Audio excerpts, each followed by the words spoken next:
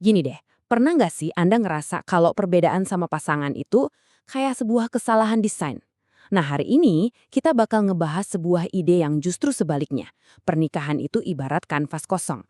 Dan semua perbedaan kita itu adalah warna-warni yang sengaja dipadukan buat menciptakan sebuah karya seni. Yuk, kita bedah kerangka ini bareng-bareng. Terus maksudnya apa sih? Idenya adalah pernikahan itu bukan soal nyari orang yang sama persis kayak kita. Justru sebaliknya, ini tentang dua orang yang unik, yang berbeda, tapi dipanggil buat bikin sesuatu yang indah bareng-bareng. Sebuah karya seni yang memuliakan sang pencipta. Biar gampang, kita akan bedah ini jadi 4 bagian ya. Pertama, kita lihat dulu kanvas dan warna-warninya. Terus, kita periksa retakan-retakan yang pasti muncul. Habis itu, kita bakal sampai di sebuah persimpangan yang penting banget. Dan terakhir, kita akan belajar teknik dari sang seniman buat memperbaiki semuanya dan menciptakan keindahan. Oke, kita mulai dari bagian pertama, kanvasnya. Di sini kita mau memetakan warna kita.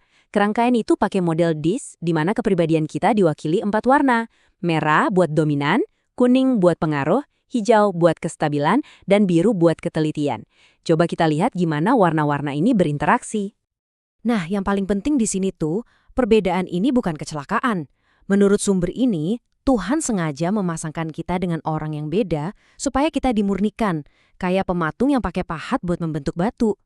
Jadi ini soal bertumbuh, bukan soal cari nyaman dari awal. Coba deh kita lihat contoh pertama, pasangan merah dan hijau. Di satu sisi, ini kombinasi yang kuat banget. Ada visi dari si merah dan stabilitas dari si hijau. Tapi di sisi lain, ini kayak cerita kelinci dan kura-kura. Si merah pengennya lari kencang, yang bisa bikin si hijau yang lebih hati-hati jadi ngerasa tertekan. Nah, disitulah gesekannya muncul. Lanjut, gimana kalau si kuning yang penuh spontanitas ketemu sama si biru yang hidupnya terstruktur rapi? Ini bisa jadi perpaduan yang indah antara keceriaan dan keteraturan. Tapi bisa juga jadi medan perang abadi antara yang satu dianggap berantakan dan yang satunya lagi dianggap kaku. Dan yang terakhir, ini nih pasangan klasik merah-biru. Si merah itu kayak pahlawan super yang mau masalah selesai sekarang juga. Sementara si biru itu arsitek yang perlu mastiin semuanya diukur dengan sempurna. Jadi ada ketegangan terus-menerus. Mana yang lebih penting, cepat atau tepat? Nah, semua gesekan tadi itu membawa kita ke bagian kedua, retakannya.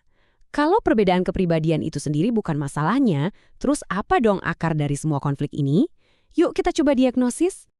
Menurut kerangka ini, masalah utamanya itu bukan bentrokan kepribadiannya, tapi ada sesuatu yang disebut dosa bayangan.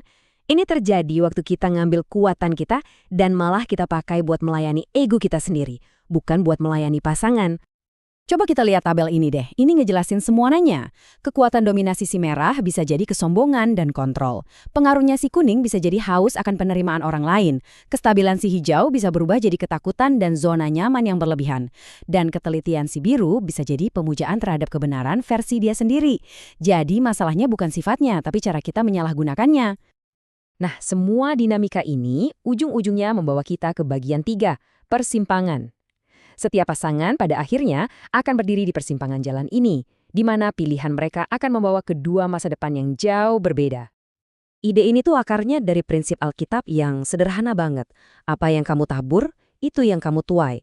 Pilihan-pilihan kecil kita setiap hari, entah itu buat melayani ego kita atau melayani pasangan kita, itulah yang akan menentukan jenis rumah tangga yang kita bangun dari waktu ke waktu. Dan disinilah pilihannya jadi jelas banget. Di satu sisi, rumah tangga Anda bisa jadi medan perang yang penuh konflik dan saling menghakimi. Di sisi lain, rumah tangga itu bisa jadi sebuah bengkel, tempat di mana Anda berdua ditempa, dibentuk, dan dibangun jadi sesuatu yang lebih kuat dan lebih indah. Oke, ini membawa kita ke bagian terakhir dan yang paling penting, tekniknya. Kalau kita mau milih jalan yang bengkel tadi, gimana caranya? Sumber ini ngasih beberapa langkah praktis dari sang maestro sendiri. Uniknya, langkah pertamanya tuh bukan soal berusaha lebih keras. Justru sebaliknya, ini soal mengakui kalau kita nggak bisa melakukannya sendiri. Semuanya dimulai dari kerendahan hati, mengakui kelemahan kita, dan bersandar pada anugerah Tuhan, yang justru paling terasa kuat saat kita merasa paling lemah. Jadi, ini dia 4 langkah praktisnya. Mulai dari bahasa, belajar ngomong dengan cara yang bisa didengar pasangan. Lanjut ke komitmen, bertobat dan mengampuni setiap hari. Dari situ, kita beralih ke pelayanan, memakai kekuatan kita untuk kebaikan. Dan terakhir, semuanya ditopang dengan bersandar pada anugerah bersama. Coba kita lihat beberapa di antaranya lebih dalam. Yuk, kita fokus ke langkah 1, bahasa. Ini praktis banget. Ini bukan cuma soal apa yang Anda bilang, tapi gimana cara bilangnya. Ngomong sama si merah itu harus jelas. Ngomong sama si kuning butuh hal positif. Si hijau butuh rasa aman. Dan si biru butuh logika. Intinya, kita menghormati desain pasangan kita.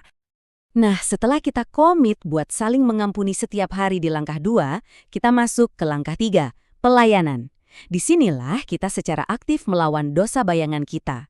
Daripada pakai kekuatan buat diri sendiri, kita balik buat melayani. Kekuatan si merah jadi perlindungan. Optimisme si kuning jadi sumber sukacita. Kesetiaan si hijau jadi tempat yang aman.